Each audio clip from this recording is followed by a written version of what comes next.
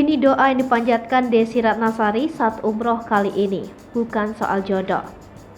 Desi Ratnasari membagikan cerita saat menunaikan ibadah umroh. Pemain sinetron ini juga sukses berkarir di dunia politik. Belum lama ini artis sekaligus politikus Desi Ratnasari melakukan ibadah umroh. Menurutnya menjalani ibadah umroh jiwanya selalu tenang dan damai. Ia juga memanjatkan doa saat umroh. Dalam doanya, Desi meminta kepada Yang Maha Esa agar pendidikan yang tengah dijalaninya dilancarkan. Dalam keberangkatan umroh kali ini, Desi Ratnasari tidak berdoa untuk urusan jodoh.